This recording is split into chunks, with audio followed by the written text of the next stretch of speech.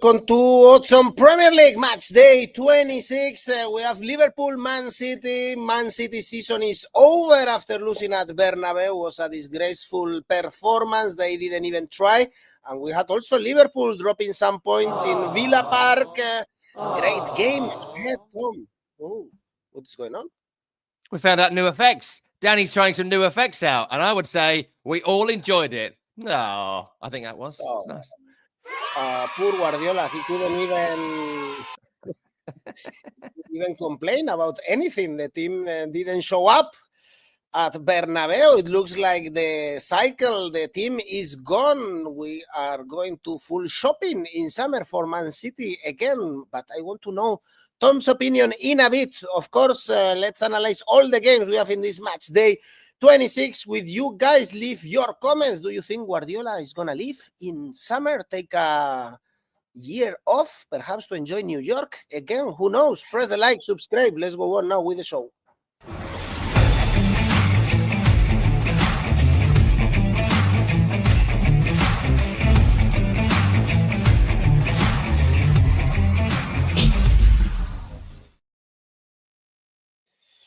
And let's start with Leicester City, Brentford. Leicester City 2 points away from Wolverhampton. Still, they can survive in this Premier League because the four bottom teams are so poor that they have options. They lost to Arsenal, as Tom predicted. Actually, low scoring game. Leicester not to score. I think you were spot on that game. And Brentford are coming from back-to-back away wins against West Ham and Crystal Palace, so it's the perfect pitch actually to win away.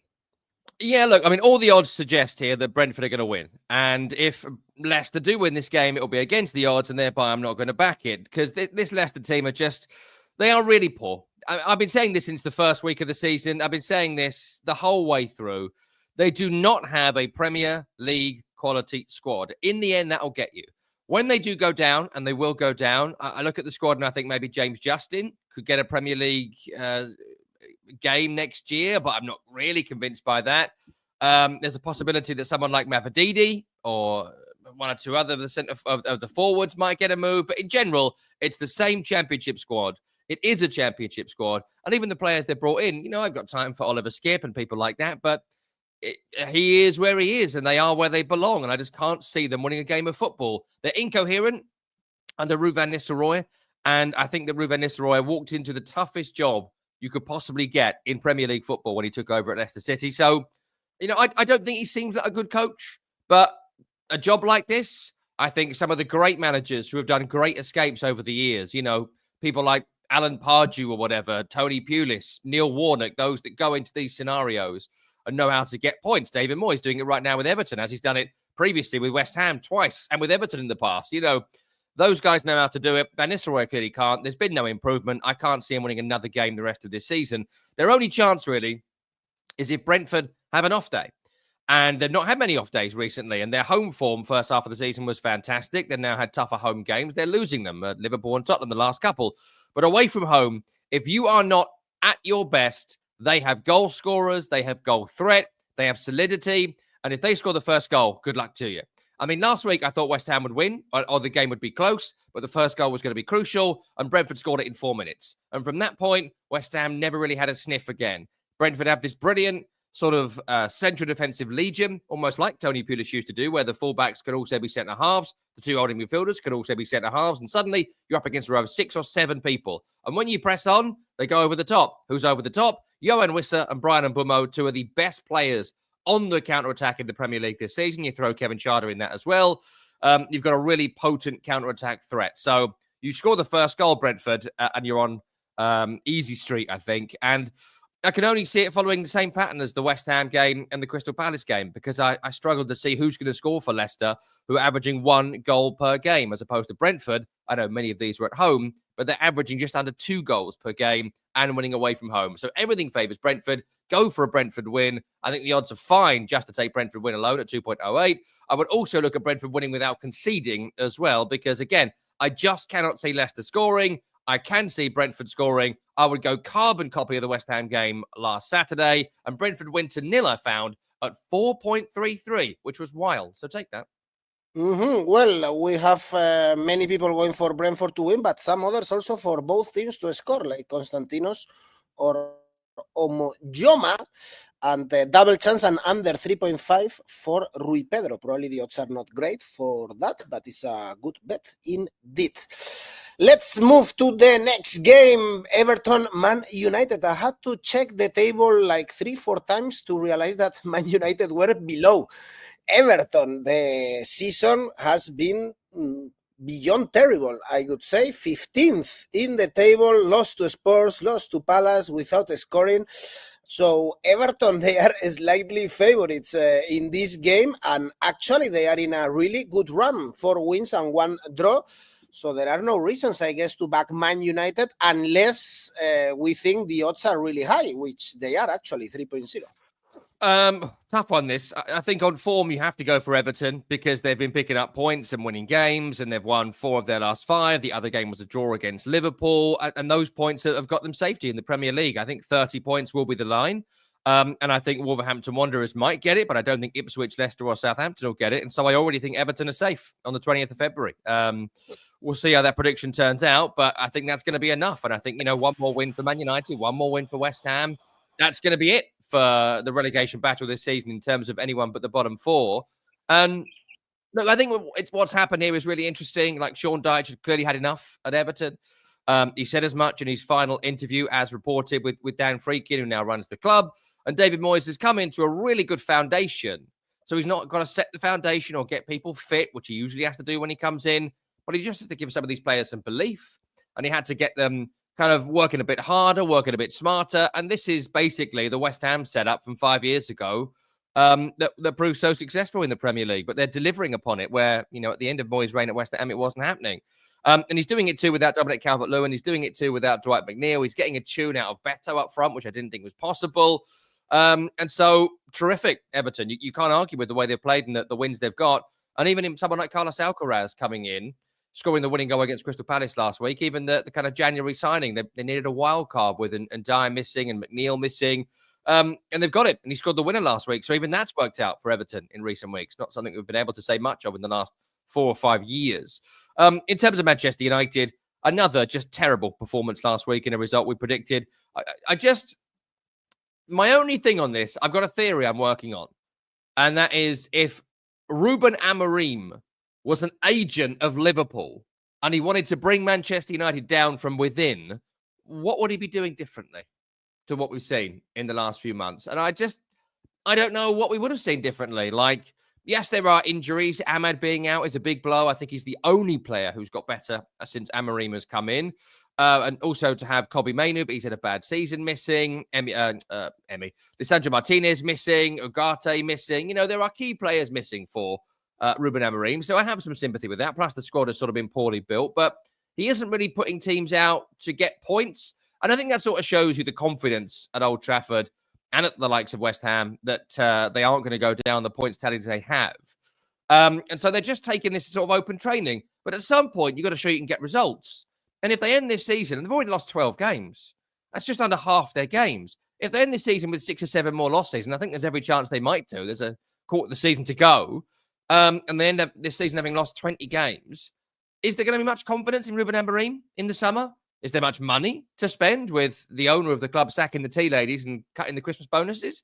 Like, I don't know. So I think the next few weeks are actually quite crucial as to whether Ruben Amorim is the Man United manager next season, because at the moment, no one's getting better and nothing's getting better. So I do think this could be, in the macro, quite an important game. In the micro, take Everton to win, because the odds are pretty good on their current run at 2.67. I do think this run will come to an end because they will have all but secured Premier League safety in 2 or 3 weeks. And so I think they're going to be one of the first teams to kind of wrap it up for this season. How's it going to go? It'll be tight. So take Everton to win an under 2.5 goals in this match, 1-0 or 2-0. That comes in at 5. And also, you got to back big Beto right now. Scored against Liverpool, scored against Palace. The run has begun. Beto to score and Everton to win, 4.33. Okay, Everton double chance feels pretty safe. Someone is saying nothing is safe with this game. It's very difficult. You cannot trust Man United from Viper. Indeed, Everton strong at home at Goodison Park. Next game is Arsenal West Ham, I guess here, of course, we should back Arsenal. They beat Leicester with Mikel Merino scoring a brace, 4 wins in the last games for Arsenal in the Premier League. I'm not sure if after Liverpool dropping points against Aston Villa in midweek, there is a slight chance to see a title race. Tom, if Arsenal are able to win this game, I guess we should expect to do so. And if Liverpool drop points with Man City. I mean, there is going to be a title race because Liverpool are going to drop points. Arsenal will drop points as well in sort of tough away games. But if Liverpool win against Man City and they win against Arsenal, which I think is around May 10th, they're champions. So it's all about Liverpool winning those 2 games, one of which is coming up this weekend, which we'll talk about later on the show. But Arsenal need to keep that pressure on. And, you know, there are critics, me included, of the transfer business, not bringing in a striker. But look, without a striker, he's got them to 53 points after 25 games. Can you imagine what he might have done if he'd have had, I don't know, 𝗵𝗵 𝐿𝐿𝐼 or Alexander Isak up front? I think Arsenal could have streaked away with the league this season. But he's now doing it with Mikel Merino as the striker, who did a good job when he came on last week. I mean, no one really saw it coming. But I think that you know, both finishes are strikers' finishes, and I would start with it this week. Raheem Sterling is kind of finished at the top level, and so that didn't really work. Leandro Trossard as false 9. Not sure that really works. And Mikel Merino has just showed, yeah, I can be striker. I can do it. And the finishes were great. So I would probably start with that this week. Defensively, still very strong. Home form is still very strong. Just 2 defeats all season. This is a banker Arsenal victory. On West Ham, I won't waste too much time on West Ham this week. They've got a game against Leicester next week, which is going to be crucial for them. So I'll spend some time on West Ham then. But I will just say the performance against Brentford last week was appalling. Appalling. I really couldn't believe after 2 weeks of training, after the positivity of the last few games, just how bad they were. Lucas Paqueta injured for this game, but I mean, he's been so bad this season, you're not going to notice. Unfortunately, Mohamed Kudus is fit.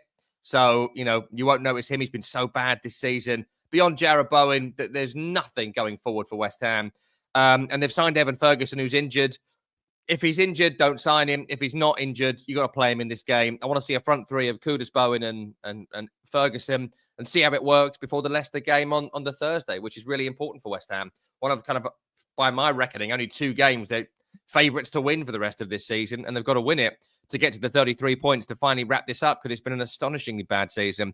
And the change of shape last week as well. The performances have been a bit better, if still pretty bad, than they were before Potter came in. When he's played 3 at the back, and he went back to 4 at the back at the weekend, and it was awful. Barely looked like scoring, not in the game, mistakes at the back. Mavropanos is terrible, Kilman is terrible, Emerson's been bad. Just awful season for West Ham. It looked better in the second half. James Ward-Prowse has to start, and I think we'll navigate their way through to 6 more points for the rest of the season. That'll be safety, but man, it's been bad. Here, they're going to lose pitifully as they've lost so many games this season. Arsenal victory, absolutely. Arsenal win to 0 is only 1.91. I think Arsenal are going to win both halves as well, 2.75. I wouldn't be surprised to see Arsenal score at least 2 goals in this game. So look at the over 1.5 market. Arsenal are good. West Ham are a disgrace. So you've got to bet on those terms. Well, correct score 2-1. Boring Arsenal win. Could be some options for this game. Next one, Bournemouth Wolves. Bournemouth 5th in the standings, challenging for the Champions League spots. Probably the 5th spot is going to be enough to play Champions League next season. They beat Southampton as we expected. So it's 3 wins in 4, only losing to Liverpool. Bournemouth to win is 1.65, but Wolves are also fighting for their lives. Tom, 2 points away from relegation thanks to that win against Aston Villa that are keeping them away from the bottom 3 for the moment. Yes, I mean, look, I think Wolves, if I was going to put money on it today, are going to be the team that make it from the 3 that are down there. I don't think Ipswich win enough games. I think Leicester are good enough. And I think Wolves have in 𝐿𝐼𝐴𝐶, one of the best players in the division, and that should get them through. But look, let's start with Bournemouth. Tremendous season. I mean, the Southampton game, it was a bit more tough than maybe they were thinking it would be, but they have so many players in just pink form right now, in Justin Kluivert and Semenyo and even Utara up front. You know, he comes in with the injuries to Evan Nielsen and Enes Ünal, and he's like, yeah, I can lead the line. No worries, no danger. Scoring goals and backing into people and running in behind.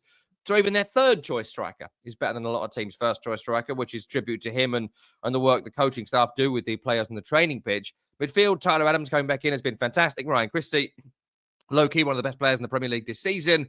So lots of positivity about Bournemouth. My only doubt here is looking back to, I know it was Liverpool, but the Liverpool game, there are certain moments this season where Bournemouth, when we're expectant of them to win, it hasn't worked out for them. I think back to West Ham over Christmas as well, when they drew that game 1-1 thanks to that great free kick. So that's my only doubt here. The other doubt will be Wolverhampton Wanderers' ability to score goals. 𝐿𝐴𝐴𝐶𝐞𝐿 scores at Anfield, scores in the win over Aston Villa.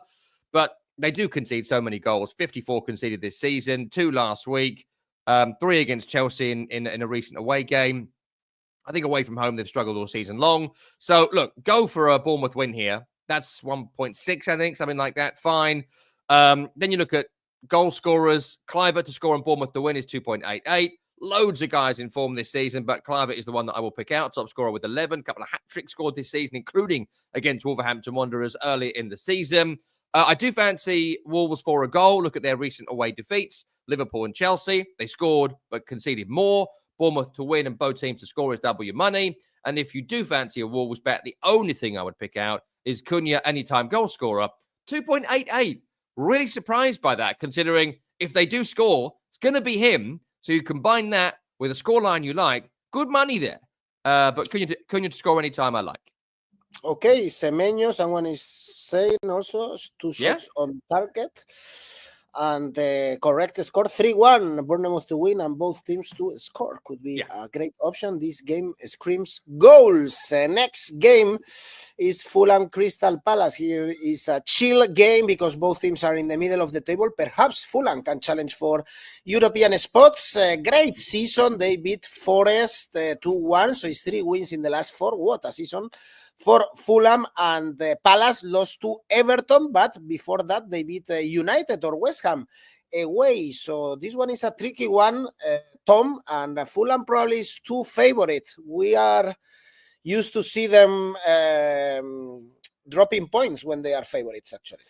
Yes, and last week they weren't favourites against Forest, and so they won. This week they are favourites against Crystal Palace, and so they'll draw. I feel pretty confident this one absolutely screams draw. Look, Fulham are having a tremendous season. They're doing it with a really naff squad, I've got to say. Like, they're getting performances from Raul Jimenez and Adama Traore and Alex Iwobi and a lot of guys who have been written off quite rightly because they've done nothing for a long, long time.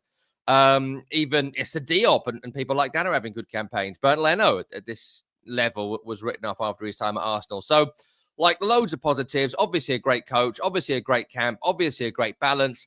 I do think at some point in the not too distant future, Fulham will take their foot off the gas and finish round about where they are, probably a bit lower. I expect a 10th place finish for Fulham this season, but I still think there's more wins in the tank across the 13 games that are left. This could possibly be one of them, but I do think these two are just very, very evenly matched. It'll be very, very tight. I don't see many chances. I don't see many goals.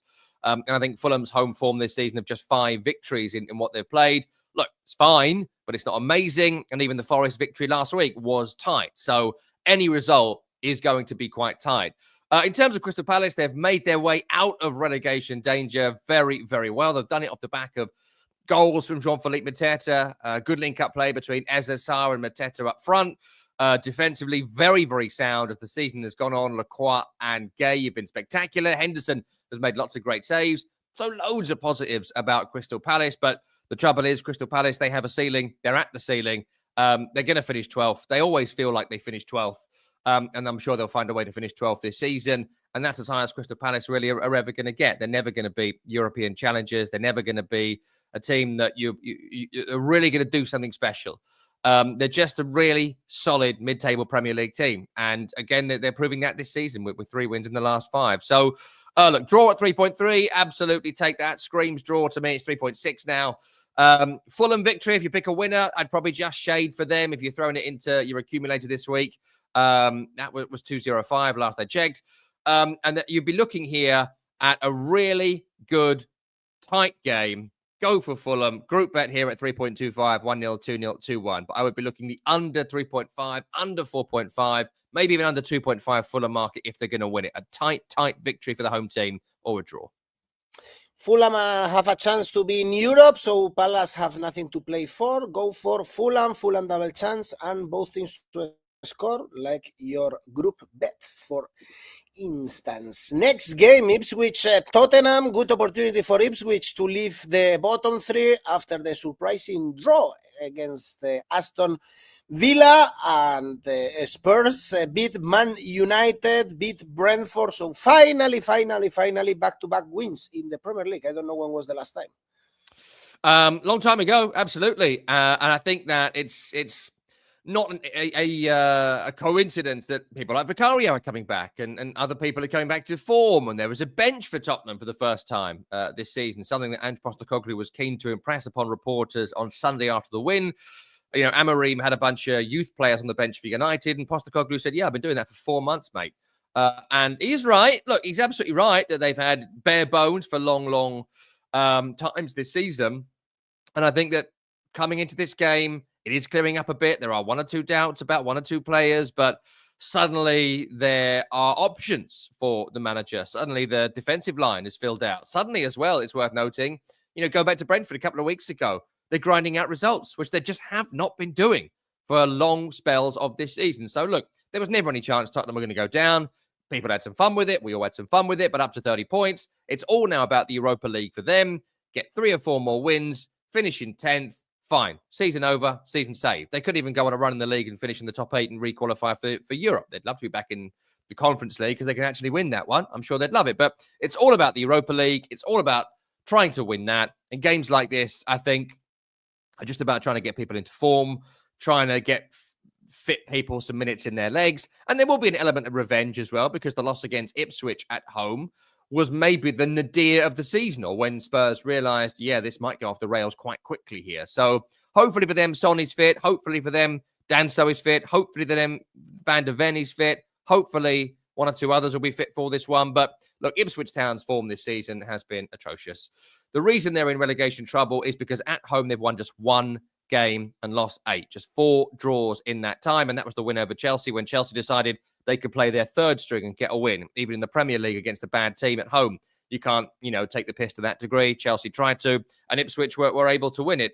Beyond that, I struggle. I really struggle, because it shouldn't have been this bad. It really shouldn't have been this bad. You saw last week against Aston Villa, there is good coaching in this squad. There is good potential in this squad. Liam Delap's goal tally this season, pretty respectable. Another one last week against Aston Villa. But in the end, I just think it's not a Premier League squad. Same story as Ipswich Town. Calvin Phillips, O'Shea, 𝗀𝗏𝗄𝗏, who got sent off last week. Ben Johnson, former West Ham player. 𝗀𝗏𝗄𝐿, you know, he did a good job at Brighton a couple of years ago, but he's coming back from injury. Just not seeing the quality.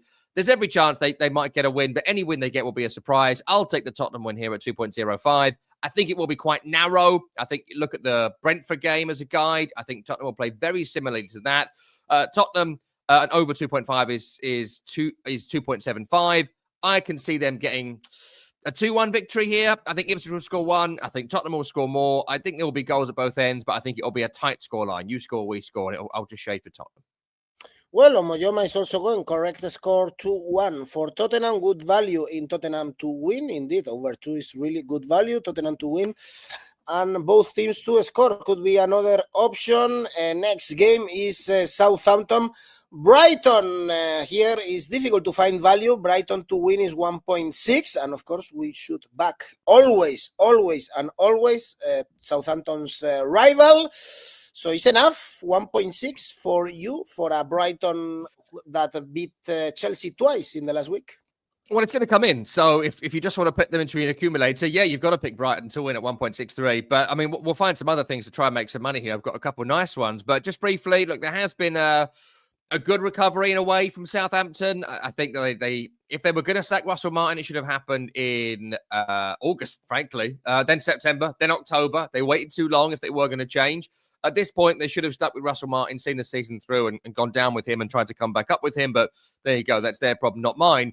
In terms of players, Paul Onuachu's had some good moments in recent weeks. You know, 2 meter tall, 6'7" striker, scored a couple of goals. Maybe if there'd have been a really physical, long ball, knock it down, get amongst them team, that might have worked out. It hasn't. And beyond that, defense ain't good enough. Goalkeeper Aaron Ramsdale, I'm not sure how good he is, really. Midfields look weak. I mean, I could go on. It's just on a Premier League squad. It's the same story with lots of teams. And the mid-season change of style, I don't think has helped in terms of points, even though maybe it has helped in terms of not getting walloped so much. All the recent defeats have been quite tight. 3-1 last week against a very good Bournemouth team, the 2-1 win over Ipswich, the 3-1 loss at Newcastle, 3-2 against Forest. They're in all these games, whereas previously they were getting walloped. So, good, I guess, but just one win at home all season tells its own story. In terms of Brighton, look, I think Chelsea are the perfect opponent for them, frankly. We saw that in the last couple of games. The things that Brighton do well are the things that Chelsea struggle on most.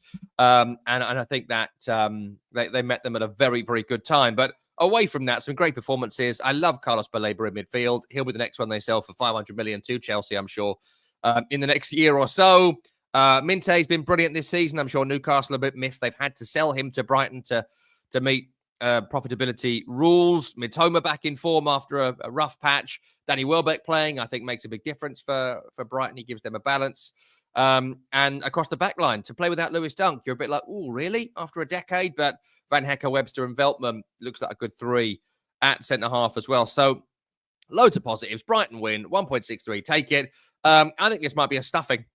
And I think you look at the Southampton conceded 3 against Bournemouth, 3 against Forest. Chelsea conceded 3 against Brighton. They've also scored 3 against Man United in recent times. I think Brighton win this and score plenty of goals. The first decent thing I can find is Brighton and over 3.5 goals in the match at 3.5. That would be 3-1. Absolutely see that. That was the Old Trafford score a few weeks ago. Brighton just to score 3 goals on its own, 2.75. Like that as well. Combine that with the score, you double your money. Well, actually, 𝐬𝐭𝐚𝐲 as well, correct score 3-1. You agree with him in absolutely everything. Brentford to win and over 2.5 goals. Surely over 2.5 goals. Viper and Viper is telling us. And the late kickoff on Saturday is Aston Villa. Chelsea, probably both are not in a great run of results, even if Aston Villa got a draw. Yesterday on Wednesday against Liverpool, also drew with Ipswich at home.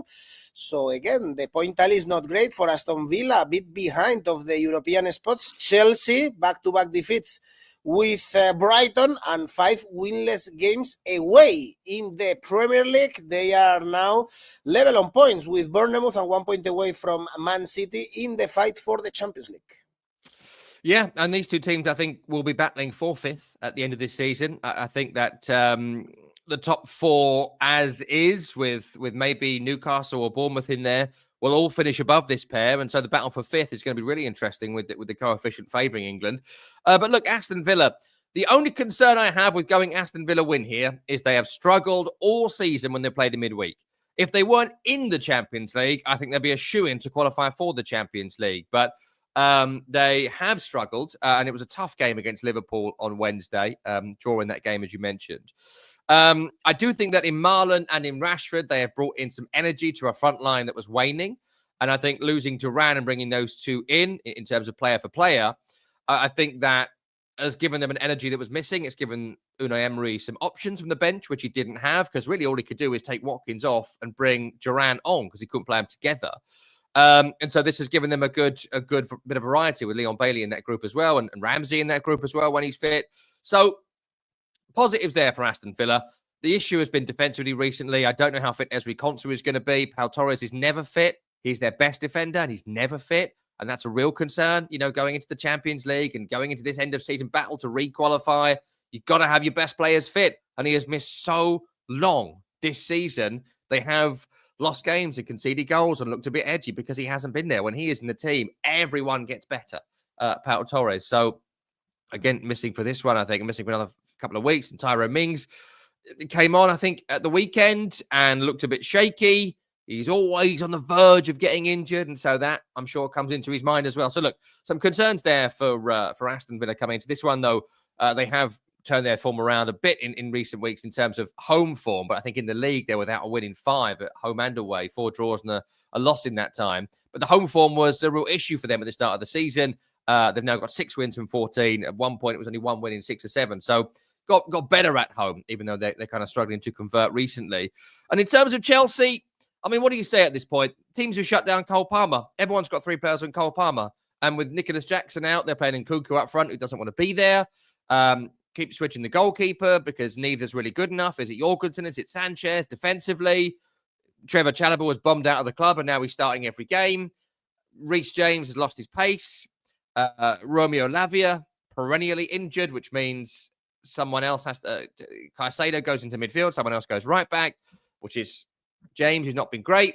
So loads of concerns there about Chelsea, and there is a feel around the club that the 𝗀𝗏𝗿𝗲 Clear Lake exercise is not popular with Chelsea fans.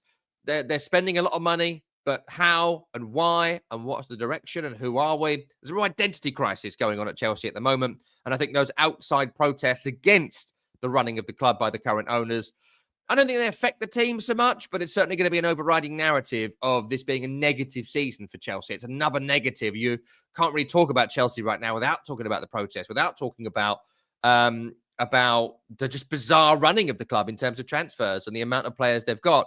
And maybe that has led to this mid to late season downfall. I don't know. So, look, in terms of this game, you've got both teams in pretty shoddy form in terms of Villa at home and Chelsea away. So on that score, screams draw at 3.8. Absolutely take that. Villa have drawn 4 of the last 5, as I've mentioned. If you're going to pick a winner, go for Villa at 2.75. If Villa win, I think they're going to win quite big because Chelsea have conceded lots of goals of late. 3 against Brighton. Why not 3 against Villa? Villa to score 3 or more on its own is 4.33, which I thought was wild. And as ever, Ollie Watkins, the score I like. Watkins' first goal was 7. It's a bit of a punt, but I like those odds, so I'm taking them.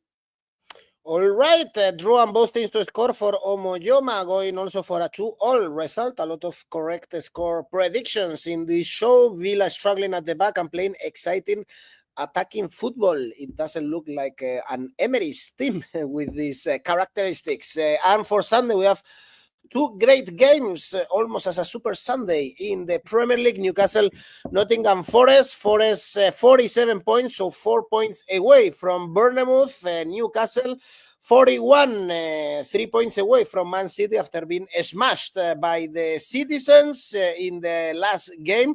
Also lost to Fulham and Bournemouth in the last 2 home games. Forest, on the other hand, they lost to Fulham and Everton in the last 2 trips. So it's 2 teams doing a great season, especially Nottingham Forest. But not sure if we should take these low odds for Newcastle to win, considering their home form. I'm actually staggered at the odds at Nottingham Forest being 4.3. I know they lost last week at Fulham, but away from home, it's 7 victories from 13 matches this season. Every game is very tight. And if they score the first goal, good luck to you. Because when they've scored the first goal this season, they've gone on to get something from the game at every single turn. Look, in terms of Newcastle, I think they obviously want to qualify for the Champions League, but I do expect a bit of a drop-off over the next month. The Carabao Cup final is on the 16th of March, so we're just under a month away as we record this. And as we saw last time, winning a trophy is the most important thing for Newcastle United. It's the most important thing for the city. It's the most important thing for the ownership. And I know they want to be back in the Champions League, but the whole, they haven't won a trophy since the FA Cup in 1953 or 59, whatever it is. It's an overriding narrative in Newcastle United. I mean, how long ago were the 1950s? Just insane. And that was the last time they won something. So they're in a final where they go into it with a great chance against Liverpool, stretch squad. So I think there will be a bit of a drop-off around the Carabao Cup final. They will hope it doesn't start right here, but everybody wants to play in that game. I think the midfield looks a bit off as well. Joe Linton's injured right now, and that means that Joe Willock has come into midfield, or Longstaff has played in midfield alongside Tonali and Bruno Guimaraes. And, Joe Linton brings so much. He brings so much power. He brings so much steel. He brings so much chaos to that midfield, and adds another attacking threat as well. So, without him, there have been issues. Isak scoring goals, but Jacob Murphy and Anthony Gordon have struggled to fire last couple of games. So 1 or 2 concerns about Newcastle, which again makes me quite surprised about these odds. Plus, in recent times, they've lost at home to the likes of Fulham.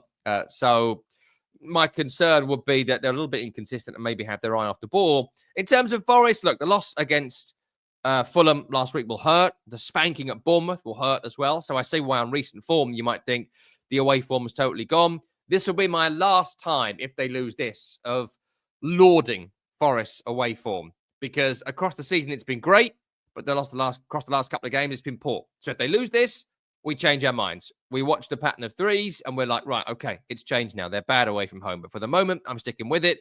And Chris Wood still scoring goals. Another tremendous goal last week. Great finish against Fulham in the loss there. And of course, he's a former Newcastle player. When he went there, he was sort of signed as, oh, we'll get him away from Burnley because Burnley are relegation rivals and we want to take their best striker off them. I think that's probably true. It's the conspiracy theory I believe in. And then he goes to Newcastle. He's a bit of a flop there. It doesn't work out for him. You think his career's over. Then at 33, he goes on to have the season of his career. So Wood to score any time, 2.25.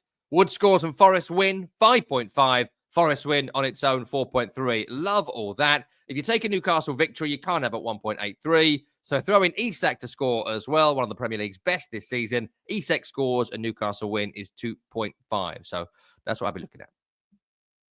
Both teams to score an over 2.5 for 𝐬𝐭𝐚𝐲, Forest or draw. Forest double chance. Forest double chance looks like a good bet for everybody. And Tom being very pragmatic. If they lose, Nottingham Forest, we change the strategy. We will never change our strategy with Southampton, for instance. And the last game, the game of the games, Man City, Liverpool, not as exciting as in other seasons, but still, it's a Man City. Liverpool is the end of an era for Man City, probably after the defeat at Bernabeu, not because they were defeated, but in the way. I think they never tried. It looked like a team without soul. We didn't see Haaland or De Bruyne on the pitch, for instance. Some positives, I guess, Marmoush, probably, also because of the hat-trick he scored against Newcastle. But this is the worst team you want to face, talking about Man City, when you just are out of the Champions League against Real Madrid. Liverpool, another defeat, can be a disaster for Man City. Do you see Liverpool winning here? The odds tell us 2.3 for Liverpool, 2.9 for Man City. So actually, the odds are good to back Liverpool. Yeah, I mean, look, in the end, I would just shape for Liverpool to win, but I do have my doubts about their recent form. 2-2 draws in their last couple of away games at Goodison and at Villa Park. The squad is stretched, the squad is thin, and there are one or two players that maybe aren't at their earlier season best. People like Ryan Gravenberch, who's been great, taken off in recent games because he's been struggling a little bit. Mo Salah still incredibly impactful in games, but other people do need to do his work for him a lot of the time, and that isn't quite working as well as it was early in the season. Darwin Núñez missing chances. I have my doubts about Konaté. He should have been sent off against Wolves. I've mentioned this to you before. I'm not the biggest fan of Konaté. I think everyone looks better alongside Virgil van Dijk, and he is no different to any other centre-half who plays alongside the great man. So, look, there are concerns about Liverpool. And I think we've all thought this is a procession to the title for so long. I think it's interesting after Wolves and before Villa. I've not heard the post-match comments as yet post-Villa, but Andy Robertson and Arne Slot were talking about nerves. Nerves. The word kept coming up, maybe from the journalist, but it was absorbed by the interviewee, and they were kind of, that's the word they were picking up on and continuing with, because I think the only doubt here about Liverpool being champions is if they crumble Arsenal style from 2 years ago. And Man City were ready to pounce then. I think Arsenal will be ready to pounce this time. And it's games like this where we're going to find out. If Liverpool win this, and then they win against Arsenal in May, they're champions. They will drop a few points. They'll draw a few games. Don't think they'll lose many, but they'll draw a few. And with that being the case, I think you just got to beat those two big rivals. Everyone else should be a procession. So it's a huge game for Liverpool. And I just wonder whether the extra games, whether the extra pressure has just changed the mentality at Liverpool a little bit. I think probably not, but I think it's something worth considering going into this particular weekend. If they win this, then I think we might be onto possession territory.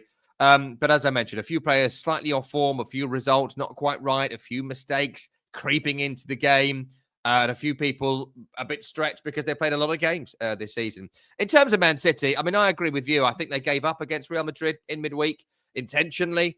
I think Pep Guardiola will maybe try and sell it. Again, I've not seen the post-match comments, but I'm sure we'll try and sell it as this was the team I thought could win the game, or this was the surprise team that I thought might be able to do something. But, you know, you've got a centre-half in Kusanov who was playing for Lens in League One a few weeks ago at centre-half, and he's now on the right wing for Man City at the 𝗀𝗏𝗿. Like, what are we talking about?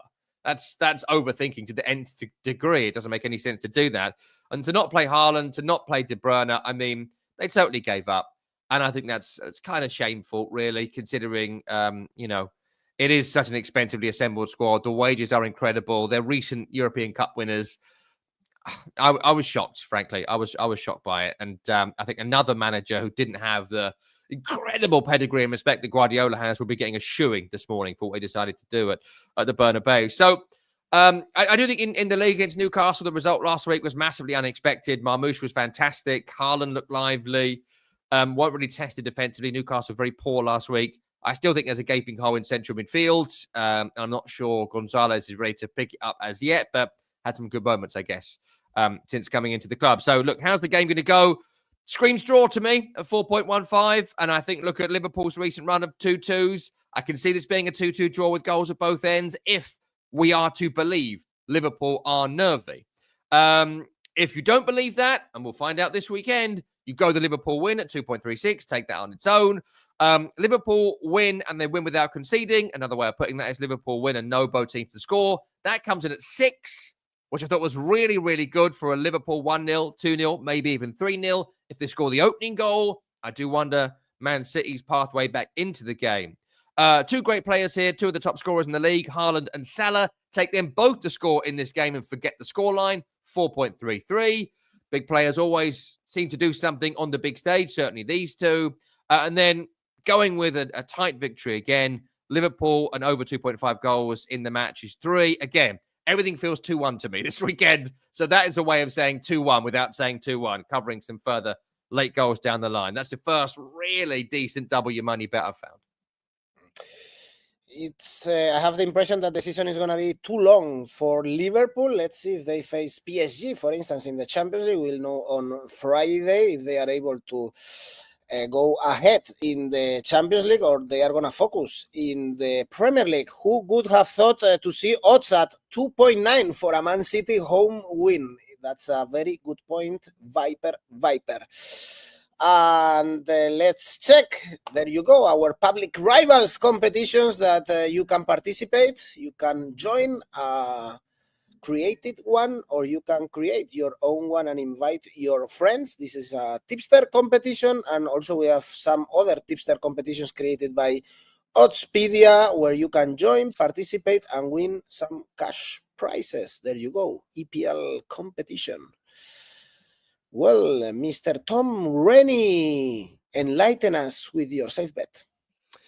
Safe bet this week is Arsenal to beat West Ham. Arsenal are very tough to beat at home. And West Ham, frankly, have been a disgrace this season. So I think Arsenal win this.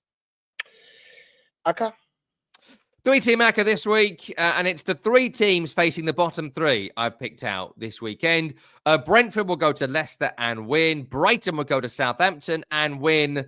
Bit of chaos at the end. Tottenham go to Ipswich and win. That's the 3 teams in the bottom 3, all losing at home, 6.04. I like it. You can get a safe box if you do draw no bet, for instance, in case there is a draw, but it looks like a good one. Tom Rennie, see you next week. Actually, we have midweek games in the Premier League. So we better schedule that. We better put something in the diary. Yeah, let's talk. Bye, guys. I have to talk with Tom. Bye-bye.